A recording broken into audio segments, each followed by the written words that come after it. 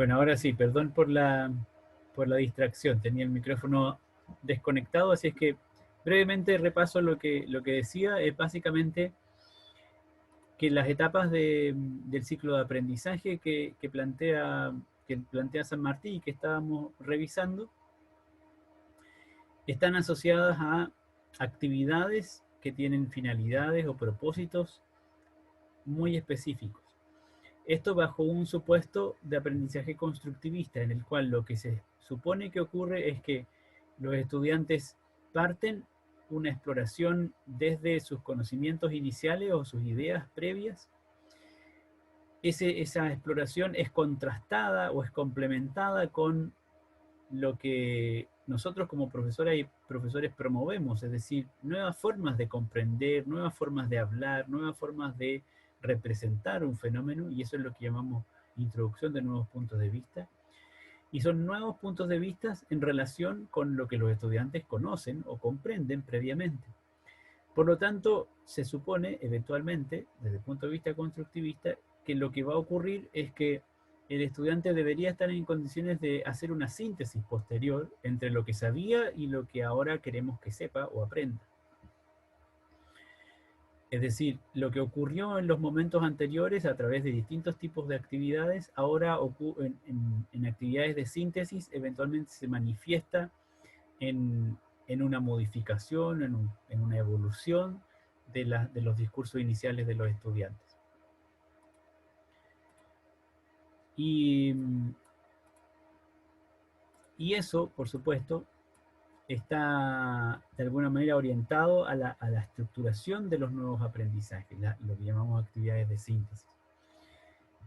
Si es que ocurre eventualmente que el estudiante efectivamente logró una modificación de sus ideas iniciales o una ampliación de su discurso inicial desde lo concreto al abstracto y desde lo simple a lo complejo, entonces está en condiciones de aplicar esos nuevos puntos de vista a otras situaciones que pueden ser ya sea concretas o simples o complejas y que sean de alguna manera eh, descripciones o explicaciones más cercanas a la comprensión científicamente aceptada.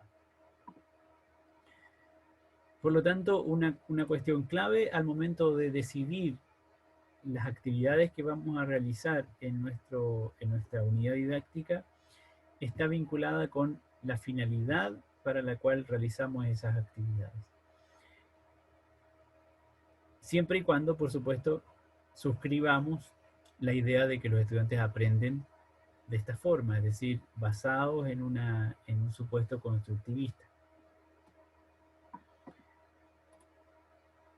Aquí tenemos un ejemplo de por supuesto, una secuencia de enseñanza-aprendizaje simplificada donde se describen algunos momentos de una clase. En esta clase, el profesor ofrece oportunidades para que los estudiantes, eventualmente con su ayuda también, hagan distintas cosas. Por ejemplo, en el inicio de la clase, los estudiantes expresan sus ideas acerca de los huesos. Luego se organizan en parejas. A continuación, en lo que llamamos el desarrollo de la clase, los estudiantes identifican con sus manos en qué lugares de su cuerpo se encuentran huesos, para luego identificar en un esquema del esqueleto humano qué huesos reconocen de su cuerpo o en su propio cuerpo. Y en el cierre de la clase, los estudiantes contrastan sus ideas previas con lo aprendido, se hacen conscientes de su aprendizaje y finalmente reflexionen sobre probables funciones de los huesos. Entonces vemos que en estos distintos momentos, o en estas distintas descripciones de lo que va ocurriendo durante una clase, por supuesto, están también aconteciendo distintas finalidades didácticas. Al principio, cuando los estudiantes expresan lo que creen saber o lo que saben acerca de los huesos, estaríamos ante la etapa de exploración. El encabezado de la clase, de la descripción, dice: el profesor ofrece oportunidades para. Por lo tanto, el profesor genera las condiciones para que los estudiantes expresen sus ideas acerca de los huesos. ¿Cuáles son esas condiciones? Por supuesto, va a ser algún tipo de actividad. No está descrito, no está dicho explícitamente aquí cuál es la actividad, pero podemos imaginar, ¿no es cierto? ¿Qué actividad se les ocurre que podrían los estudiantes usar para expresar sus ideas previas?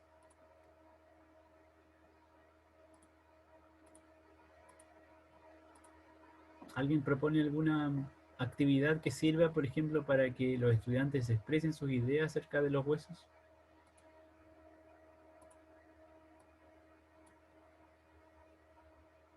Puede ser que se hagan preguntas, como también quizás pasen adelante a la pizarra a escribir sus ideas. Algo muy simple. De acuerdo, Sofía, exactamente, exactamente. Muy bien. No se trata aquí de que pensemos siempre en actividades muy complejas o con guías, por ejemplo, o con pautas de desarrollo. La actividad es un ejercicio en el cual el estudiante está activo, realiza algún tipo de acción. Y esas acciones en la sala de clases, por supuesto, pueden ser múltiples, unas más complejas, otras más simples, pero lo central desde el punto de vista del diseño es que todo lo que el estudiante haga esté previamente previsto por el profesor, esté prediseñado por el profesor o la profesora. Entonces, como bien dice Sofía, una simple actividad que nos podría servir para que los estudiantes expresen sus ideas acerca de los huesos sería plantearle alguna pregunta, por ejemplo, al grupo curso completo, ¿cierto? Y hacer lluvia de ideas, por ejemplo, anotando la respuesta de los estudiantes en el pizarrón. Ahí tenemos una primera actividad, la lluvia de ideas o preguntas abiertas al curso. Otra alternativa sería pedirles a los estudiantes que vayan a anotar ellos mismos en la pizarra algunas ideas acerca de los huesos. Y podemos dejar registrado eso en el pizarrón. Entonces, de nuevo, se trata de una actividad, ¿se fijan? ¿Y para qué lo hacemos? Según esta secuencia, según esta concepción del ciclo constructivista, es para, que para aproximarnos al aprendizaje desde la exploración inicial al fenómeno. Y esa exploración inicial tiene que ver con aproximarse a las ideas que los estudiantes tienen, básicamente. De inmediato, los estudiantes se organizan en parejas y eso califica como un ejercicio de gestión de aula, básicamente. No es una actividad orientada al aprendizaje, sino que es una forma de organizar las condiciones del aprendizaje.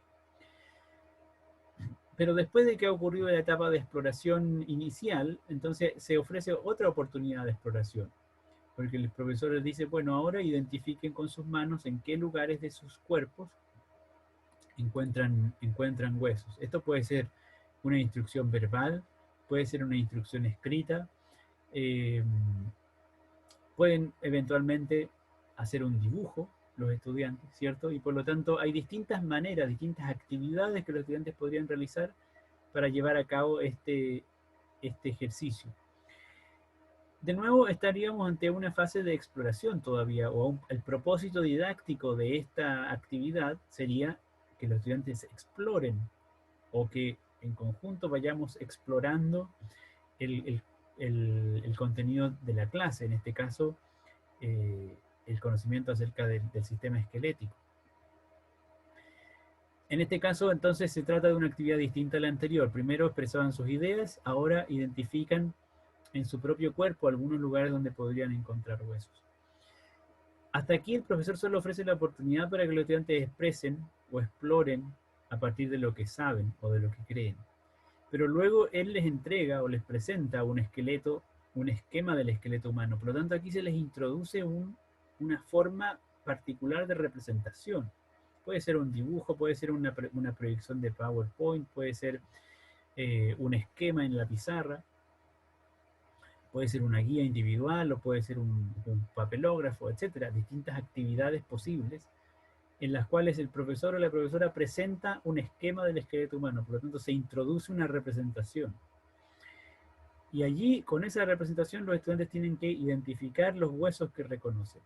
Por lo tanto, hay una introducción de puntos de vista nuevos o distintos de los que por lo menos se habían revisado previamente.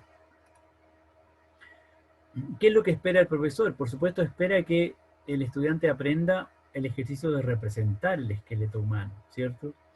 Y en ese sentido, se esperaría que las ideas iniciales que hayan manifestado, eventualmente algunas de ellas se modifiquen. Si es que algunos estudiantes no identificaron ciertos huesos o expresaron ideas alternativas respecto del esqueleto humano, entonces mediante este ejercicio de representación, eventualmente van a comprender la estructuración del esqueleto humano. Y por lo tanto, la clase va a terminar con un par de actividades en las cuales los estudiantes pueden expresar una síntesis o avanzar hacia una síntesis entre lo que sabían y lo que se esperaba que aprendieran. Puede ser de distintas maneras, por ejemplo, contrastando lo que estaba escrito en el pizarrón con lo que identificaron finalmente o después a través del esquema, o alguna pregunta específica en torno a la actividad que acaban de realizar, o una pregunta concreta acerca de lo que ellos mismos creen que han aprendido o no han aprendido. Entonces son oportunidades para que los estudiantes hagan una síntesis de lo que están aprendiendo. Y si es que lograron efectivamente un aprendizaje, entonces podrían avanzar a partir de ese nuevo punto de conocimiento hacia lo que la autora llama una generalización, es decir, bueno, si ya sabemos o algo aprendimos, algo modificamos acerca de lo que sabíamos respecto del sistema esquelético, a lo mejor ahora podríamos pensar en torno a cómo funcionan los huesos, o cuál es la funcionalidad, cuál es su propósito. Y entonces allí es un tema que no necesariamente se ha desarrollado durante la clase, pero sí podrían eventualmente los estudiantes aprovechar el nuevo conocimiento para tratar de aplicarlo o de proyectarlo sobre un ámbito de conocimiento más amplio o más complejo. Y aquí, por lo tanto, ellos reflexionarían sobre las funciones de los huesos. Esto más o menos podría ser un ejemplo de una clase en la cual uno encuentra un ciclo de aprendizaje constructivista en el cual las actividades están orientadas a estos distintos propósitos. Por supuesto, hay una secuencia, es decir, primero los estudiantes hacen exploración, luego se introducen nuevos puntos de vista, a continuación se hace un ejercicio de síntesis y finalmente se hace la generalización. Les voy a dejar una diapositiva que tiene otra secuencia de actividades u oportunidades de aprendizaje en una clase, con inicio, desarrollo y cierre. Y eventualmente algunas de estas instancias podrían corresponder, como veíamos antes, a distintos propósitos didácticos. Así que les pido que hagan el ejercicio de revisar esta diapositiva e identificar, ¿cierto?, a qué finalidad didáctica correspondería cada actividad de las que aquí se presenta. Después yo les voy a mostrar justamente cómo, por lo menos yo interpreto que podría ser clasificada cada actividad en términos de su finalidad didáctica.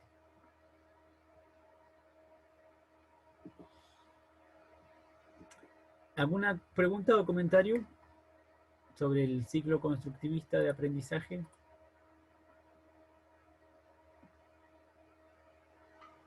No, profe. Profe, yo tengo una duda. Adelante, Sofía. ¿La exploración siempre tiene que ir en inicio y desarrollo? En general, sí. En general va a estar presente en una clase al inicio o en el desarrollo de la secuencia de actividades, digamos, del tiempo de la clase. En este caso yo puse como ejemplo justamente digamos, una clase, ¿cierto? Pero cuando San Martí habla de una unidad didáctica, no necesariamente está hablando de una clase. Una unidad didáctica podría desarrollarse en una clase o en una serie de clases, en varias clases. Por lo tanto, dependiendo de la forma en que la unidad didáctica se desarrolle en el tiempo, podría ser una clase, media clase, varias clases, etc. Dependiendo de la forma en que la unidad didáctica se desarrolla, entonces las fases de exploración o las actividades orientadas a la exploración podrían aparecer eventualmente al inicio en cada clase, o podrían aparecer al inicio en la primera o en la segunda clase, para luego ir avanzando en el desarrollo de la unidad didáctica. Depende entonces de qué manera la unidad didáctica se implementa, en qué tiempo se implementa. Pero en general, la unidad didáctica siempre va a partir, desde esta concepción constructivista, siempre va a partir con la fase de exploración.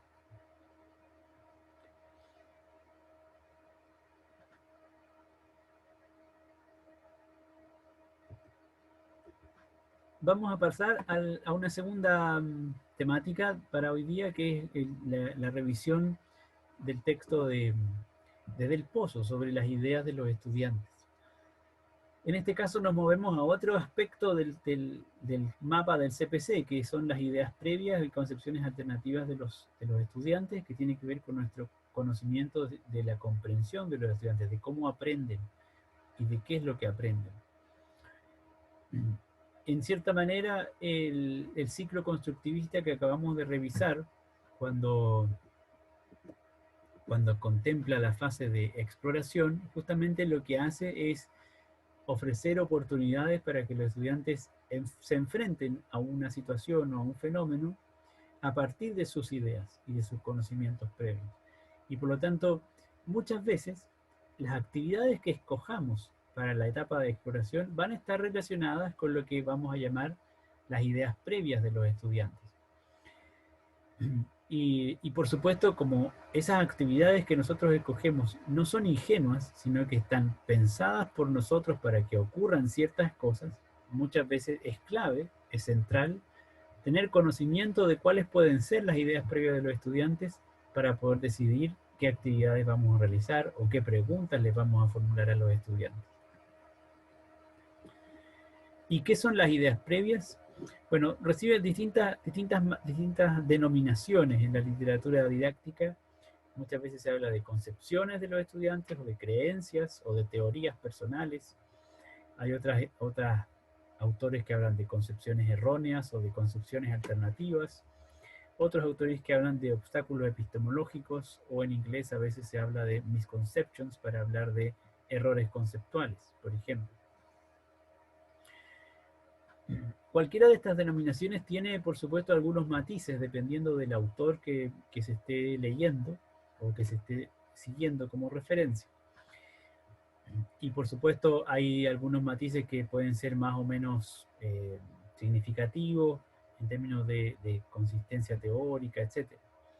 Pero lo central es que todo este conjunto de denominaciones se refieren más o menos a lo mismo, en el sentido de que hay algo que el estudiante conoce o cree conocer respecto de los fenómenos o de las situaciones cotidianas que son el resultado de su historia de aprendizaje o de desarrollo, y que muchas veces, la gran mayoría de las veces, no son consistentes o no están en coherencia con lo que nosotros les queremos enseñar.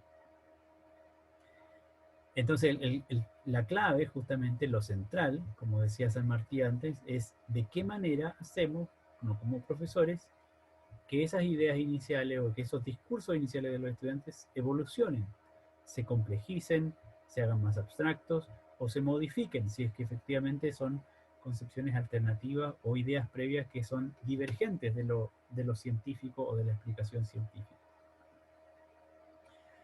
Por ejemplo, en esta caricatura que está tomada del mismo libro de Del Pozo, le preguntan al personaje, al niño, si acaso cree que es el Sol el que gira alrededor de la Tierra o la Tierra alrededor del Sol. Y el niño dice, bueno, es el Sol el que gira. Esta es una experiencia cotidiana, el Sol parece moverse en el cielo. No tenemos una percepción directa de la rotación terrestre. Y por lo tanto, muchas veces, los niños, especialmente más pequeños, tienen la idea, tienen la concepción de que el Sol es el que está en movimiento.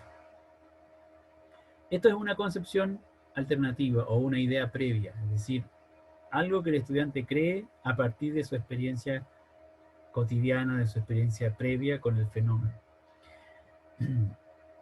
Así es que nuestro trabajo en este caso sería de qué manera podríamos en la clase o en el desarrollo de la unidad didáctica modificar esta creencia o este discurso del estudiante, este discurso inicial, y hacer que se transforme a un discurso científicamente aceptado, es decir, la Tierra está rotando y por lo tanto aparentemente el Sol se mueve en el cielo, pero en realidad el Sol no se mueve, el Sol está quieto mientras la Tierra rota.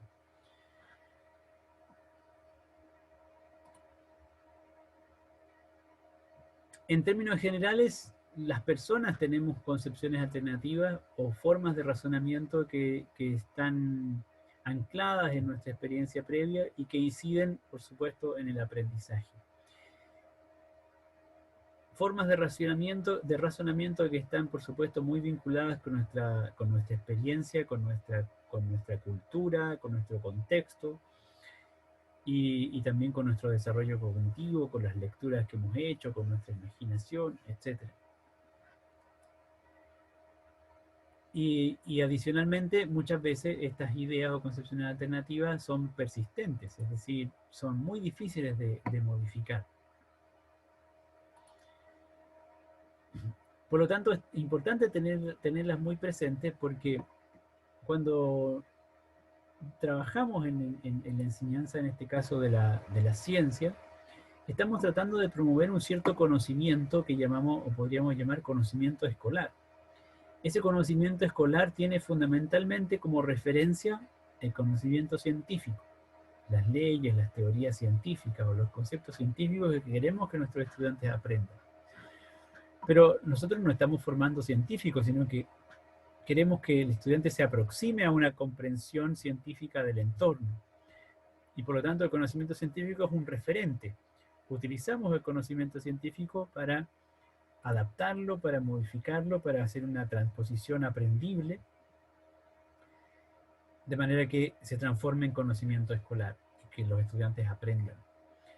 Hay otros conocimientos que también sirven de referencia para el conocimiento escolar, como lo cotidiano, algunos conocimientos técnicos, ¿cierto?, que utilizamos para adaptar estos conceptos científicos o la comprensión científica del mundo al nivel de los estudiantes. Y resulta que este conocimiento escolar, por supuesto, no ocurre en abstracto en relación con los estudiantes. Los estudiantes tienen un conocimiento, tienen una experiencia previa que va a interactuar con lo que nosotros queremos enseñar o queremos que ellos aprendan.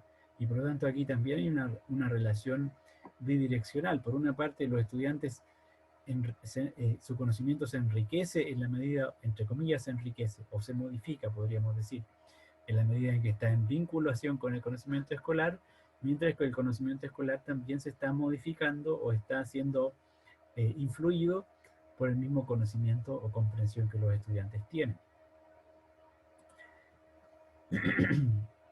En síntesis, ¿qué podríamos decir de una concepción alternativa o una idea previa? Que es una forma de comprender un fenómeno, en general una explicación de algún fenómeno del mundo natural o de la naturaleza, ideas concebidas fundamentalmente a partir de la experiencia que tenemos, de una experiencia personal, que tiene que ver, por supuesto, con nuestros diálogos con otras personas, especialmente con los adultos, en el caso de los niños, y también por su vinculación con la cultura en términos generales, con la televisión, con la computación, etc. Son alternativas, o son concepciones alternativas o ideas alternativas porque no son formales en el sentido de que no están aceptadas científicamente. Sin embargo, funcionan. Es decir, en nuestra vida cotidiana las ideas alternativas que tenemos son efectivas. Porque ¿quién podría dudar, por ejemplo, de que el sol se mueve en el cielo? Es un hecho que el sol se mueve en el cielo. Y si tenemos la idea de que es el sol el que se mueve y la tierra está quieta, esa idea alternativa es una idea no formal porque no es científica, no está aceptada científicamente, sin embargo, funciona. Es decir, si yo describo lo que ocurre durante un día diciendo el sol se mueve en el cielo, puedo afirmar que eso es correcto en el sentido de que efectivamente veo aparentemente que el sol se mueve en el cielo. Por lo tanto, las ideas alternativas o las ideas previas tienen este rasgo y eso las hace tan difíciles de modificar. Son parte de nuestra comprensión del entorno y en ese sentido constituyen una especie de teoría del mundo. Una distinción que es importante tener presente, que ya les había mencionado en torno a los programas de estudio, es la distinción entre conocimiento previo y ideas previas.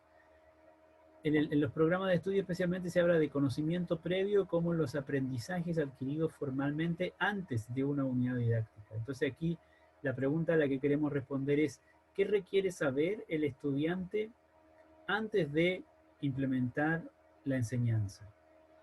En cambio, cuando nos preguntamos acerca de cuáles son las ideas previas de un estudiante, entonces la pregunta que respondemos es, qué cree o qué sabe el estudiante antes de la enseñanza. Así que tengan cuidado con hacer esta distinción, ¿de acuerdo? Porque las creencias o las concepciones previas del estudiante van a ser, en general, muy diversas y van a depender siempre de cada uno de los estudiantes. En cambio, los requisitos de aprendizaje son, yo diría, una definición formal, curricular, de lo que se supone que el estudiante aprendió previamente y se requiere para que se pueda continuar con el aprendizaje.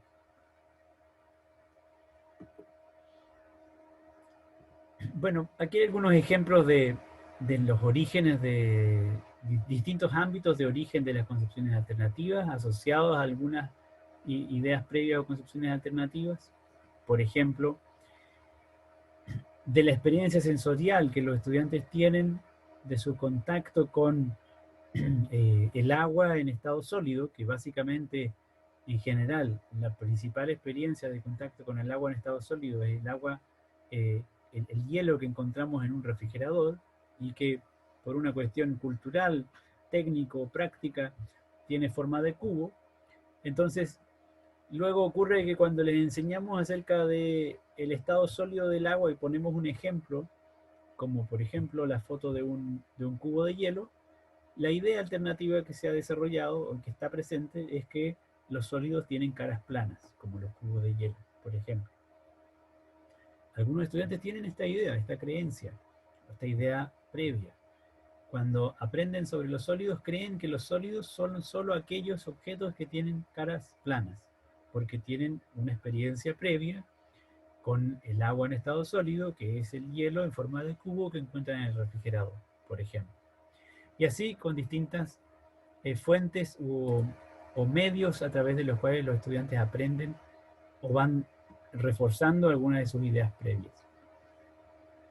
Aquí hay más ejemplos que ustedes van a poder luego revisar y eventualmente ir complementando, porque ustedes mismas pueden ir justamente explorando cuáles pueden ser distintas ideas previas que los estudiantes tienen en torno a algunos fenómenos. Del Pozo menciona algunas características claves de las ideas previas, como son su persistencia, es decir, cuesta mucho modificar las ideas previas. Aquí vemos un ejemplo tomado del libro de este autor que les pedí revisar, de las representaciones de la digestión que hacen personas de distintas edades, niños de 8 años hasta personas de 25 años.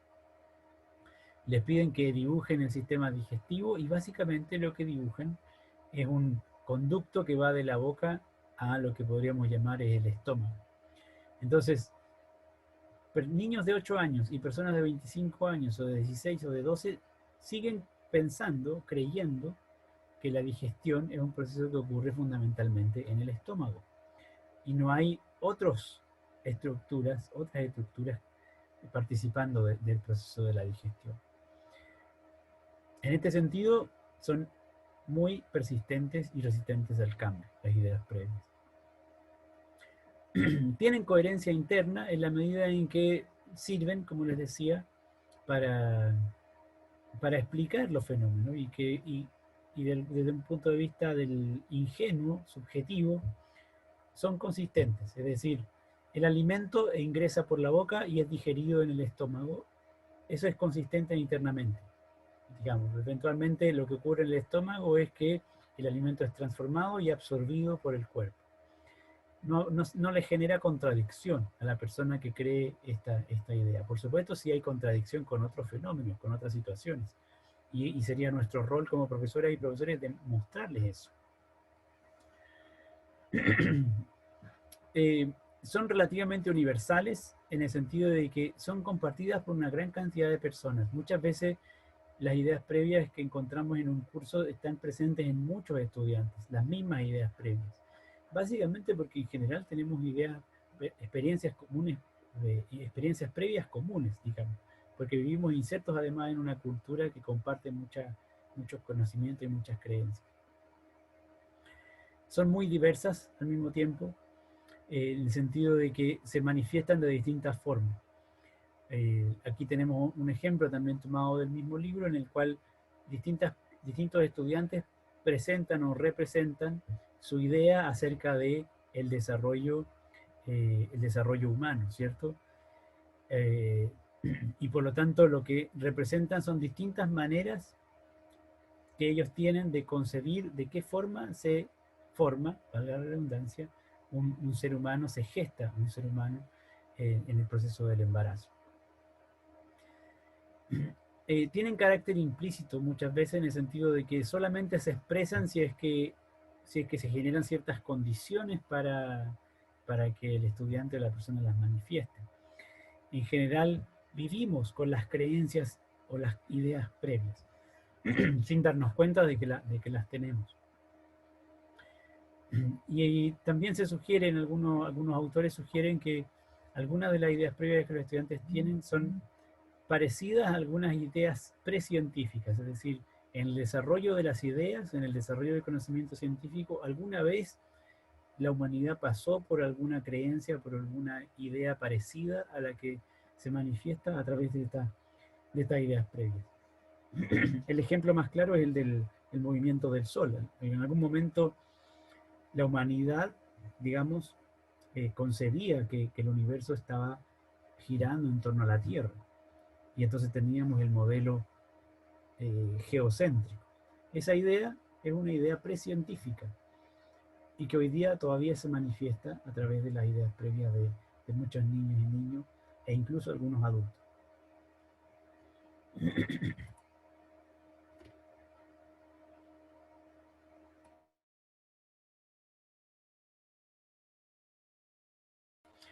¿Cómo se resuelve el problema de las concepciones alternativas?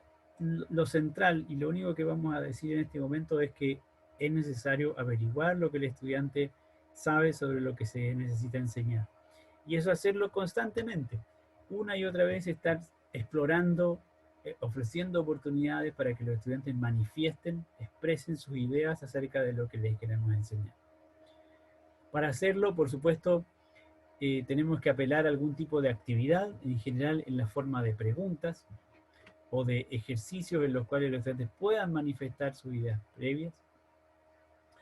Y para ello es central hacer distinción entre algunos tipos de preguntas que pueden ser más o menos adecuadas para la detección de ideas previas. En este ejemplo, tomamos un objetivo de aprendizaje que tiene que ver con las características de los animales, frente a las cuales algunas ideas previas habituales, frecuentes, que uno puede encontrar en la literatura o preguntándole a los niños, es que, por ejemplo, los insectos no son animales. Muchos niños creen que los insectos no son animales. Muchos niños creen que las serpientes y los ratones no tienen esqueleto, por ejemplo. Estas, podríamos decir, son ideas previas que están relacionadas con este objetivo de aprendizaje. Eventualmente nosotros tenemos conocimiento de estas ideas previas, porque sabemos que nuestros estudiantes de cierta edad tienen este tipo de creencias. Para averiguarlo, para corroborarlo frente a un grupo de estudiantes concretos, es clave formular preguntas adecuadas, formular preguntas claras y precisas. Y allí hay dos tipos que tenemos que diferenciar. Las preguntas lineales, que en general son poco adecuadas porque se responden de manera directa, de manera cerrada, y apelan a un supuesto de conocimiento. Por ejemplo, ¿los insectos son animales? Entonces el estudiante lo único que va a decir es sí o no. ¿Tienen esqueletos las serpientes? Sí o no. Y frente a esto no sabemos exactamente qué es lo que cree el estudiante. Simplemente afirma o niega lo que le estamos preguntando.